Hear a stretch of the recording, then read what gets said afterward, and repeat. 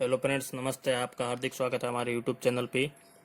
तो friends, class 10th subject गणित है, प्रश्नावली 2.3 के अंतर्गत एक है अपरिमेय संख्याओं को सिद्ध करना, हमारा एक टॉपिक है। तो आज बात करने वाले हैं अपरिमेय संख्याओं को सिद्ध किस तरीके से कर सकते हैं उनमें। जैसे अपरिमेय संख्या इस तरह की कुछ संख्याएं होती हैं। जैसे एक तरीके की संख्या होती है, कभी देखा कि √2 को एक अपरिमेय संख्या है, सिद्ध करके बताइए।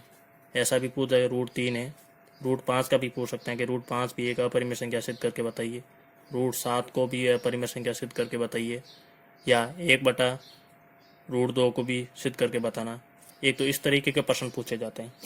एक ऐसे भी प्रश्न आते हैं कि 5 माइनस √3 है, ये भी एक अपरिमेय संख्या है, इसको सिद्ध कर दी।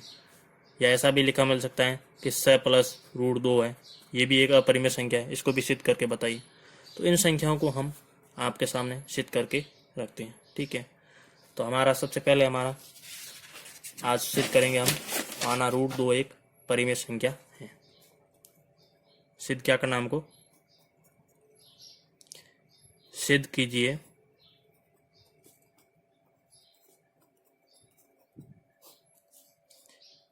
√2 एक अपरिमेय संख्या। कैसी संख्या है?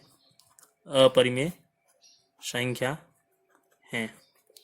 तो इसको हम सिद्ध करके आपके सामने रखते हैं।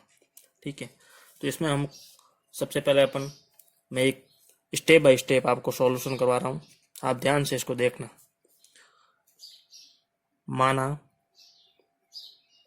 यहाँ तो लिखा है √2 एक अपरिमेय संख्या। अपन क्या करते हैं, मान लेते हैं कि √2 परिमेय संख्या, एक परिमेय संख्या है। √2 एक परिमेय संख्या। कैसी संख्या है? परिमेय संख्या। कौन सी संख्या है? √2।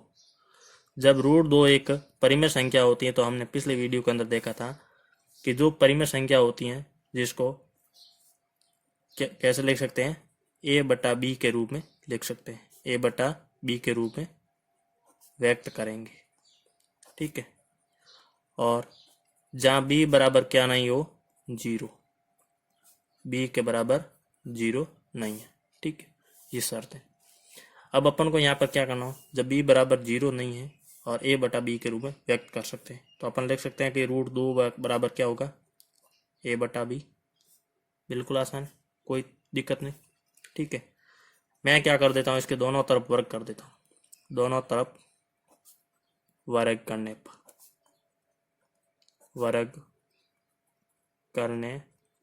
पर √2 का वर्ग करूंगा तो 2 हो जाएगा, और a² / b²।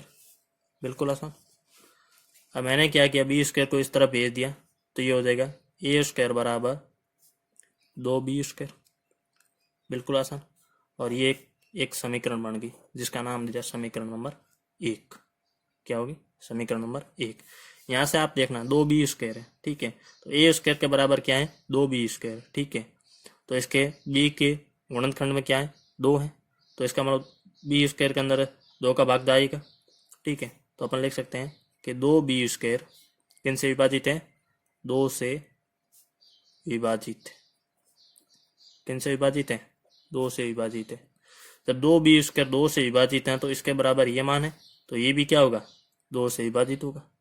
ठीक है, विभाजित है तो a² भी 2 से विभाजित होगा।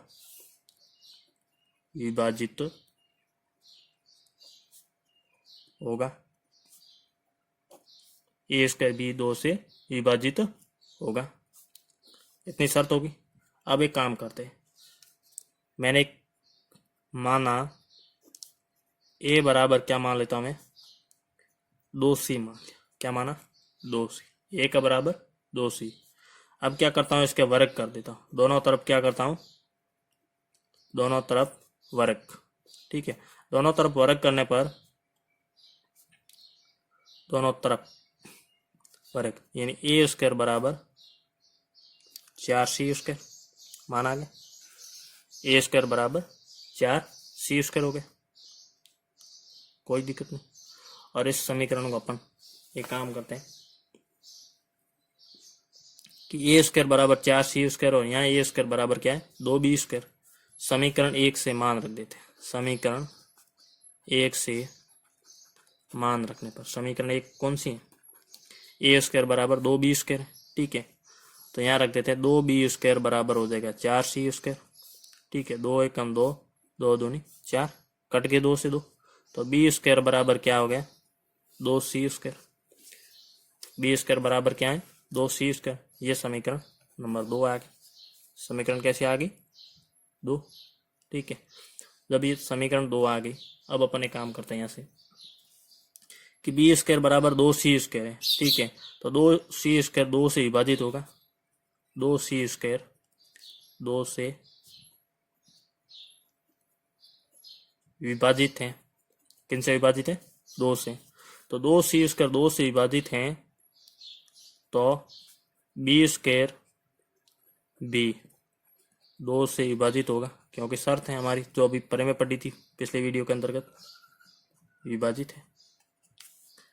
यदि 2c² भी 2 से विभाजित है तो b² भी 2 से विभाजित होगा, ठीक है, विभाजित होगा, ये शर्त है। तो हमारी मूलभूत प्रमेय क्या थी, ठीक है, जो पिछले वीडियो देख लेना आप, डिस्क्रिप्शन में अंदर लिंक दे रखा है, वहां से आप देख सकते हो, ठीक है। तो मूलभूत प्रमेय थी कि कोई भी परिमेय संख्या होती है, ठीक है, तो उसका उभयनिष्ठ गुणनखंड नहीं होता, ठीक है, ये प्रमेय थी। अब अपन समीकरण 1 और समीकरण 2 से, समीकरण 1 और समीकरण 2 से, अतः परिणाम समीकरण 1 व 2 से, दोनों से परिणाम क्या आ रहे हैं से स्पष्ट हैं कि ए तथा बी का एक उभयनिष्ठ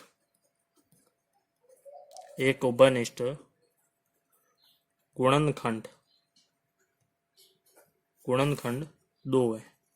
क्या है 2 है। कैसे पता चला कि a² भी क्या है, यहाँ लिखा है 2 से विभाजित होगा, और b² भी क्या है, यहाँ से 2 से विभाजित है। तो a और b दोनों का एक उभयनिष्ठ गुणनखंड है, और वो गुणनखंड क्या है 2 है, ठीक है, गुणनखंड क्या है 2 है, ठीक है। जब और हमने पढ़ा था कि जब कोई भी परिमेय संख्या होती है, ठीक है, जैसे शुरुआत के अंदर हमने बात की थी, कोई भी परिमेय संख्या होती है वो सहभाज्य संख्या होती है। जैसे यहाँ पर बात की थी अपने कि ए और बी दोनों कैसी संख्या है, सहभाज्य संख्या, ध्यान रखना, सहभाज्य संख्या कौन सी, ए और बी, ठीक है, ए और बी सहभाज्य संख्या है, ठीक है। और सहभाज्य संख्या के अंदर क्या होता है कि इसका कोई भी उभयनिष्ठ गुणनखंड नहीं आता है, उभयनिष्ठ गुणनखंड नहीं होता है। और यदि जब उभयनिष्ठ गुणनखंड होता है तो ये कैसी होती है, अपरिमेय संख्या होती है। और इसमें दोनों के अंदर क्या आ रहा है, 2 एक उभयनिष्ठ गुणनखंड आ रहा है, ठीक है। तो हमने तो प्रारंभिक के अंदर कल्पना की थी, तो ये प्रारंभिक कल्पना का विरोधाभास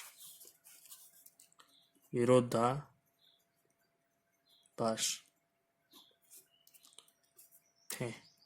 क्यों है, क्योंकि हमने कल्पना की थी √2 एक परिमेय संख्या, जबकि यहाँ √2 क्या निकल रही है, एक अपरिमेय संख्या निकली, क्योंकि उभयनिष्ठ गुणनखंड आ रहा है, और परिमेय संख्या के अंदर उभयनिष्ठ गुणनखंड नहीं होता है, क्योंकि ए और बी के सहभाज्य संख्या होती है। और सहभाज्य संख्या वो संख्या होती है जिसमें कोई भी उभयनिष्ठ गुणनखंड नहीं हो। ये बात हमने पिछले वीडियो के अंदर बात की थी। अतः √2 एक अपरिमेय संख्या है। √2 कैसी संख्या है, एक अपरिमेय संख्या है।